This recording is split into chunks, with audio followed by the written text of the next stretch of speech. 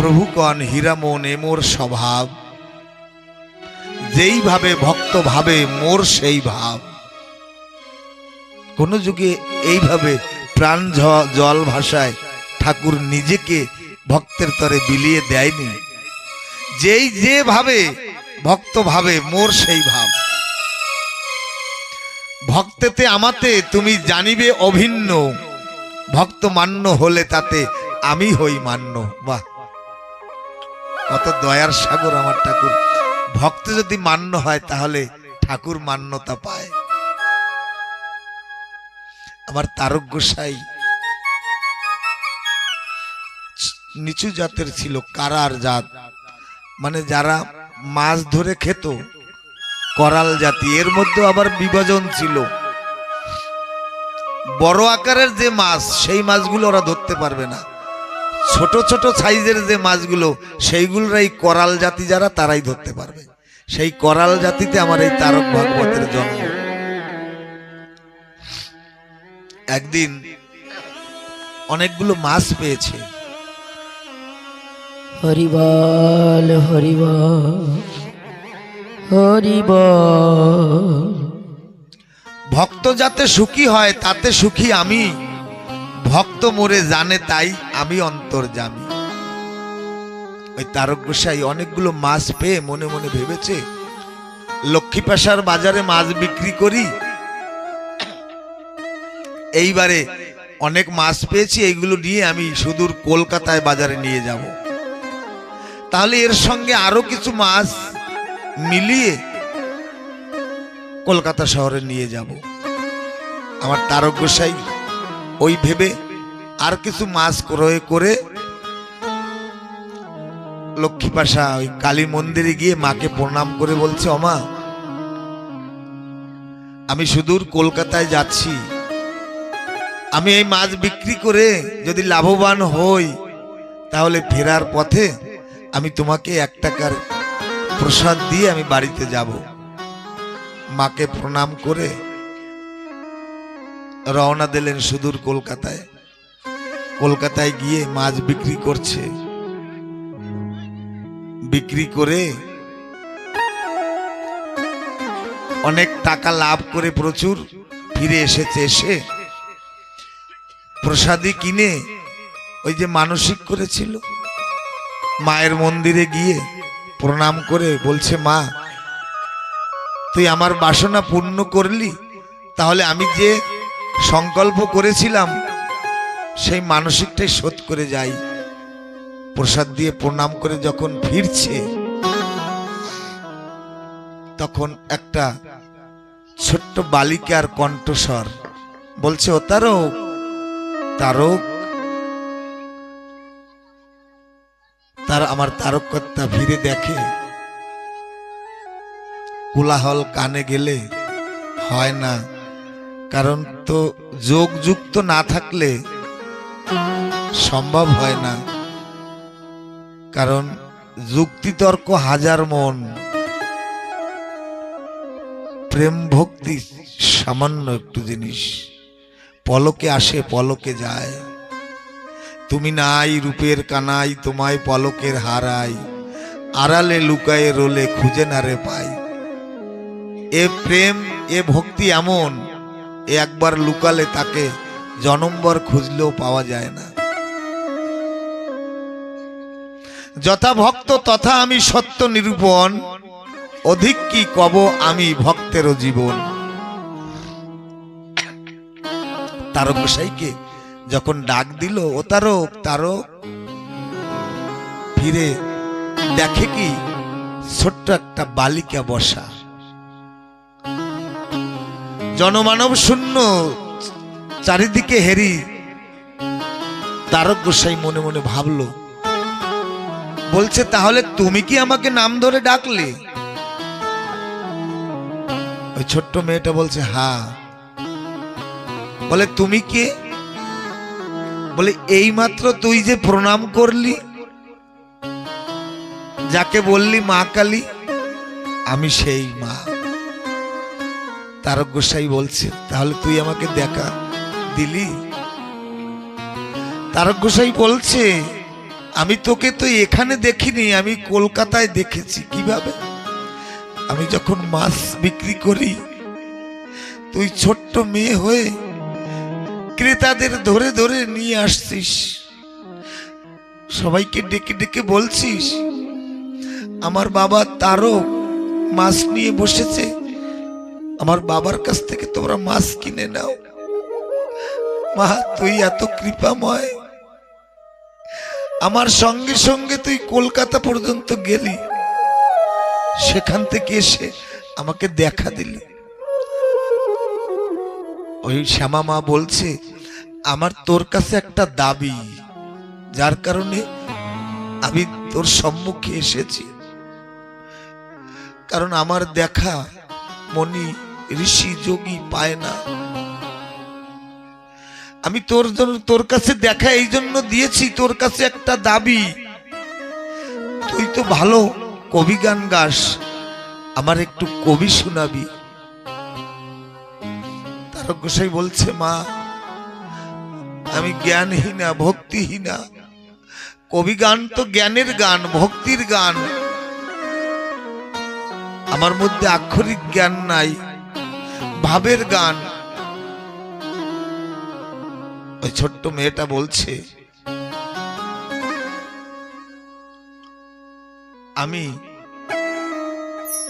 আমাকে ভেবে, আমাকে স্মরণ করে তোর স্কন্ধে আমাকে জায়গা দিবি।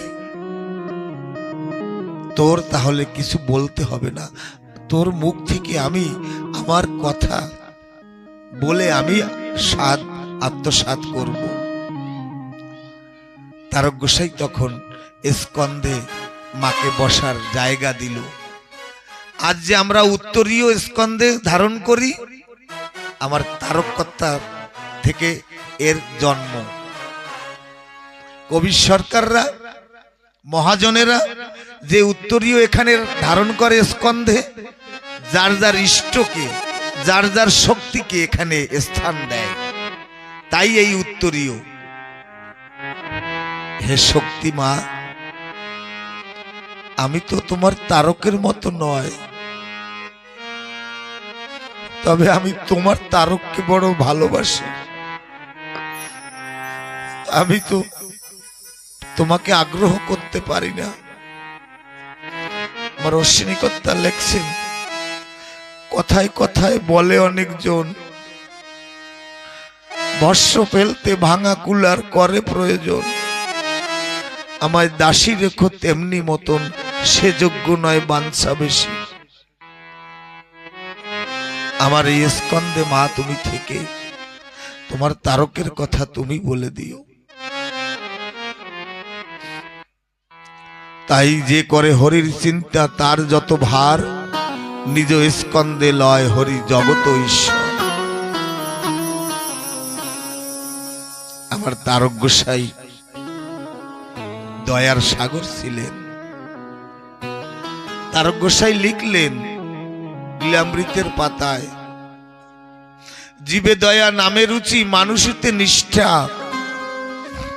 ইহা ছাড়া আর যত সব ক্রিয়া ভ্রষ্ট। আজ আমরা এই গৃহ ভবনে লীলামৃত কথার জন্য কর্মকর্তারা ডেকেছেন।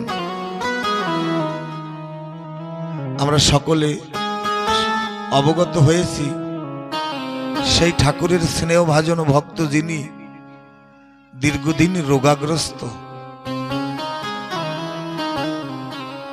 কিন্তু ঠাকুরের কৃপা পেতে হলে ঠাকুরকে কিছু দিতে হয়। তাই ঠাকুর রোগ দিয়ে ভক্তকে পরীক্ষা করে। ঠাকুর বলছে, যতদিন ব্যতীতের ব্যথা নাহি যাবে, ততদিন ভক্ত ডাকিলে আমাকেই পাবে। তাই ঠাকুর কৃপা করেছে, যতদিন সেই ঠাকুরের প্রিয় স্নেহভাজন জগতে থাকবে, ঠাকুর তোমার কৃপা যেন তার মস্তকে বর্ষণ হয়। তাই আমার তারক গোসাই কেমন দয়ালু ছিলেন, জীবের প্রতি কেমন দয়ালু ছিলেন, তার কিছু দৃষ্টান্ত এখানে তুলে ধরছি। আমার তারক গোসাইয়ের গৃহে পশু পাখি এবং তারকের ছিলেন গরু। তারকের গৃহে পালিত গৃহপালিত পশু পাখি তারক গোসাইকে খুব ভালোবাসত। তারক গোসাই যখন দূর দেশ থেকে কবিগান গেয়ে বাড়িতে ফিরতেন, তখনই তার গরুগুলো হাম্বা রবে ডেকে উঠে এবং করুণ নেত্রে প্রভুর দিকে তাকিয়ে থাকত। তাদের মুখে ভাষা ছিল না, এমনি ভাব করত তারক গোসাই বাড়িতে পদার্পণ করলে গরুগুলো বাথানে বাধা থাকতো, দড়ি ছিঁড়ে আসতে না পেরে খাবার বন্ধ করে অধীর আগ্রহে অপেক্ষা করত। প্রভু আমার তারক গোসাই কখন এসে তাদের শরীরে কৃপার হস্ত বুলাবে।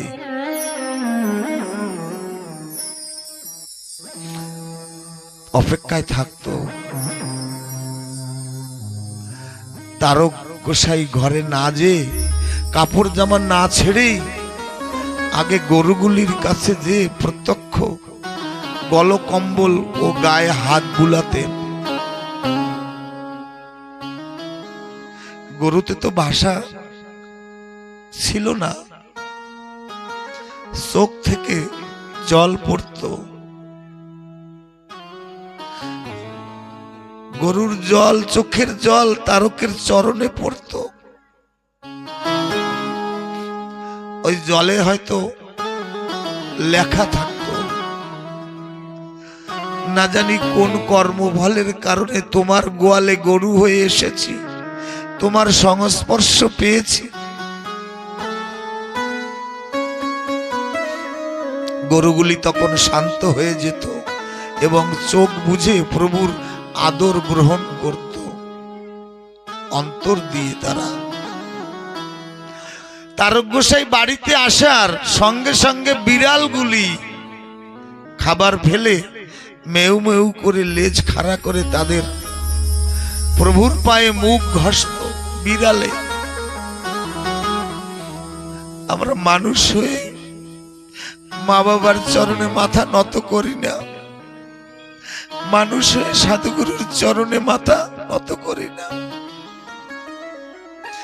বিড়াল তারা হরিনাম কৃষ্ণ নাম উচ্চারণ করতে পারে না,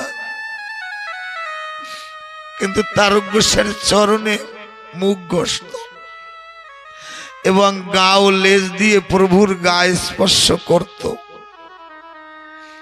অধিকন্ত ঘুমন্ত অবস্থায় গোংরানোর মতন আওয়াজও তুলত। কিছু বলতে চাইতো, কিন্তু বিধাতা তো ওদের ভাষা দেয়নি। তারকের ময়না পাখিটা আনন্দে খাঁচায় পাখার ঝাপটা দিয়ে খাঁচা থেকে বেরিয়ে আসতে চাইতো। ময়না পাখি খাঁচায় থাকতো, তারককে দেখে মধুর সুরে হরে কৃষ্ণ হরি বল বলতো। পাখিটা মনে মনে ভাবতো, যদি দরজাটা খোলা থাকতো আমি উড়ে গিয়ে তারকের চরণে পড়তাম, চরণে স্পর্শ করতাম। হরি বল হরি বল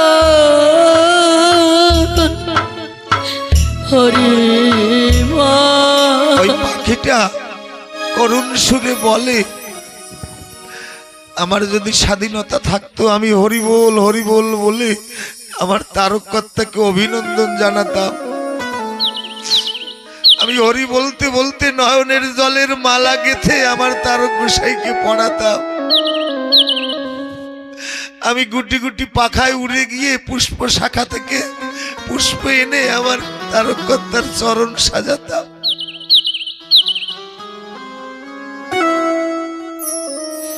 সকলেই চায় প্রভু তার গায়ে হাত দিয়ে সোহাগ করুক। তারক এদের কেমন ভালোবাসতেন। মহর্ষি তারককর্তার বাড়িতে যে কটা গরু ছিল, একবার বিশেষ কারণবশত একটি বলদ বিক্রি করে দিলেন। কারণ সংসারে গরিবী রেখার নিচে বসবাস করতেন আমার তারককর্তা। ছোট্টবেলায় বাবা কাশীনাথ মারা যান,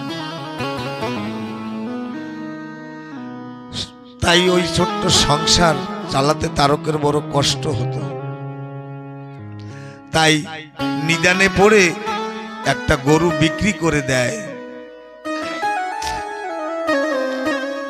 ক্রেতা মূল্য দিয়ে বলদ নিতে এলো, কিন্তু বলদ কিছুতেই যেতে চায় না। গরুটাকে 5 টাকা দামে বিক্রি করেছে, টাকাটা নিয়েছে। সেই খরিদ্দার যখন এসেছে, ওই গরুটা যেতে চাইছে না। তারককর্তা বুঝতে পারলেন বলদ যেতে রাজি নয়, গরুটা যেতে চাচ্ছে না।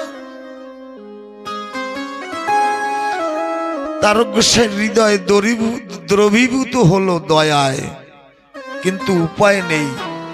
বিক্রি করে দিয়েছে যে, কথা দিয়েছে যে, বাক্যটা রক্ষা করাটাই বড় ধর্ম। ক্রেতার সঙ্গে গরু যেতে চায় না। এই অজুহাতে বিক্রি বন্ধ করলে তার প্রতিশ্রুতি নষ্ট হবে।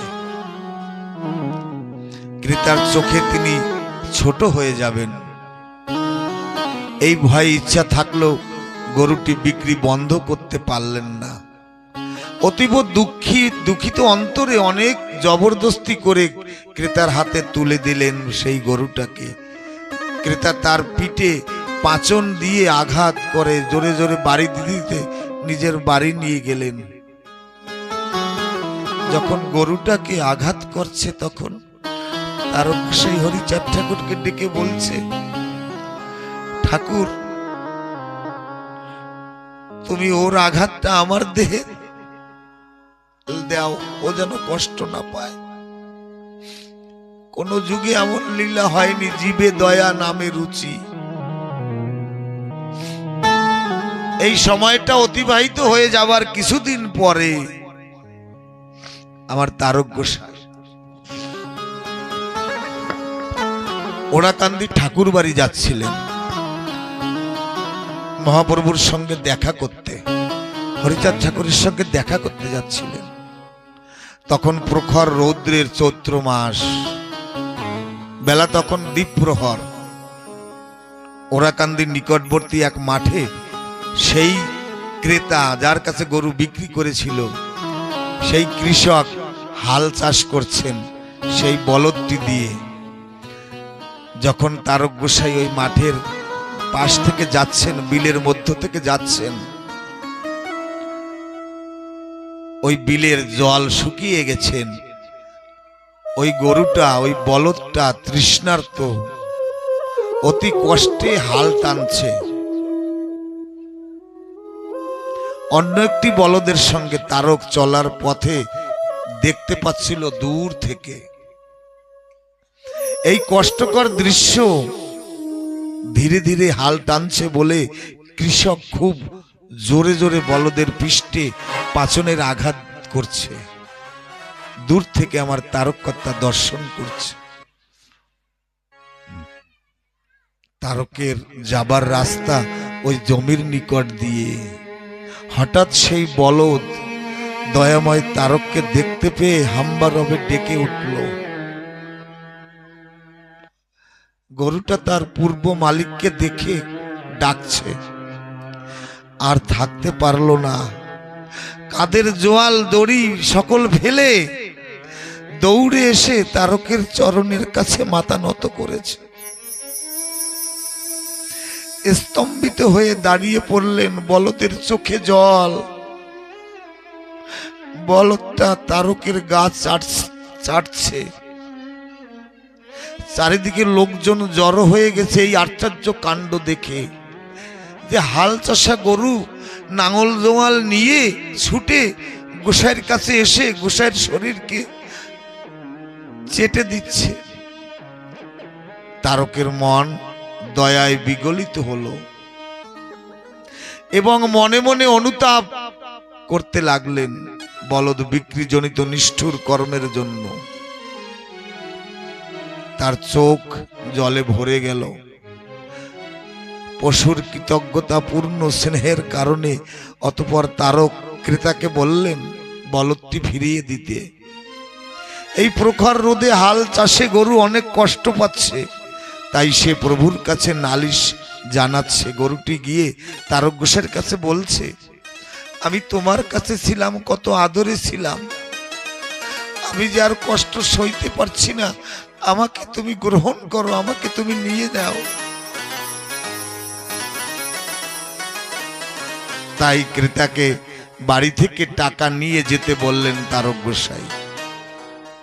সেদিন তিনি আর ওরাকান্দি ঠাকুর দর্শনে না যেয়ে গরুটি নিয়ে বাড়ি এলেন। গরু ছেড়ে দিলেন ক্রেতা। গরুটি তারকের পিছনে চলল। কাণ্ড দেখে সকল গ্রামবাসী তারক গোসাইকে জয় জয় করতে লাগলেন। যে জীবে দয়া নামে রুচি মানুষেতে নিষ্ঠা, ইহা ছাড়া আর যত সব ক্রিয়া ভ্রষ্টা। আমার তারক গোসাই নিজে আচরিয়া ধর্ম জীবকে শিখিয়ে গেলেন। এই তারক গোসাই গান গেয়ে যাচ্ছেন দলবল নিয়ে। একটা ছাড়া বাড়ি, আমভিটা, সারা গ্রামের সর্প বেদিনীর দলেরা ধরে জমা করে নিয়ে যাচ্ছে, কিন্তু একটা সাপ ফণিনি তাকে ধরতে পারেনি। সে একটা বড় মস্ত বড় আম গাছের মগ ডালে উঠে নিদানের বান্ধবকে ডাকছে, হে দয়াময় দীনবন্ধু, দুর্দিনে তুমি তো দয়া করো সকলকে, আজ আমি দুর্দিনে পড়েছি, সম্মুখে মৃত্যু আমার। আমাদের গোষ্ঠীর, আমাদের বিরাদরির সকল সাপ ধরে নিয়েছে বেদিনীর দলে, শুধু আমি একা রয়েছি, তুমি আমাকে বাঁচাও, আমার কি বাঁচার অধিকার নাই? এই বলে যখন আর্তনাদ জানাচ্ছে, ওখান থেকে আমার তারক গোসাই কবির দলবল নিয়ে হেঁটে যাচ্ছে। যেতে যেতে যখন ওই সাপটা দেখলেন যে সাধু মহাজন যাচ্ছে, তখন বুঝতে পারলো যে আমার ডাকে দয়াল হরি হয়তো এই মহাজন পাঠিয়ে দিয়েছে, এই আমার জীবন বাঁচাতে পারে। উপর থেকে তখন ঝাঁপ দিয়ে তারক গোসাইয়ের স্কন্ধে পড়লেন। পরে তারক গোসাইয়ের কণ্ঠ বেষ্টিত করে সম্মুখে ফনা ধরে বসে আছে। তারক গোসাইয়ের শিষ্য সামন্ত, তারক গোসাইয়ের দলের যারা ছিলেন, সূর্য নারায়ণ, কাঙালি ও তারককর্তার শিষ্যরা ছিলেন যাদব বিশ্বাস, যাদব ঢালি। এই শিষ্যরা মনে মনে ভাবলেন, আজ হয়তো গুরুদেবের শেষ লীলা, নয়তো এভাবে বৃক্ষ থেকে সর্প কেন স্কন্ধে পড়ে তাকে কণ্ঠ বেষ্টিত করে তাকে ফনা ধরে বসে আছে, হয়তো এখনই তাকে ছোবল দিয়ে তার প্রাণ হরণ করবে। এই বলে আমার তারককর্তার একজন শিষ্য একটা দণ্ড নিয়ে এসেছে। অদূরে বেদিনীর দল দাঁড়ানো। বেদিনীর দলেরা বলছে, সাধু বাবা সাপটা আমাদের দিয়ে দেন। আমার তারক গোসাই বলছে, না, যদি কেউ আশ্রয় চায় তাকে আশ্রয় দিতে হয়, কারণ যদি আশ্রয় না দেয় ভগবানও তাকে কোনোদিন আশ্রয় দেয় না। ওই সাপটা তাকিয়ে তারক গোসাইয়ের নয়নে নয়নে রেখে চোখের জলে ভেসে যাচ্ছে। যাদব ঢালি বলছে, বাবা এই দণ্ডর একটা আঘাত দিয়ে ওটাকে মেরে ফেলি, হয়তো তোমাকে সবল মারবে, দংশন করবে। তারকগোসাই বলছে, না, তোরা তো ওর ওই ভয়ঙ্কর রূপটা দেখেছিস, কিন্তু ওর চোখের জলের ভাষাটা তোরা পড়িসনি। আমার তারকগোসাই ছিল ইচ্ছাময় তারক। একটা বাঁশির টোন নাও। আমার তারকগোসাই ছিল ইচ্ছাময় তারক।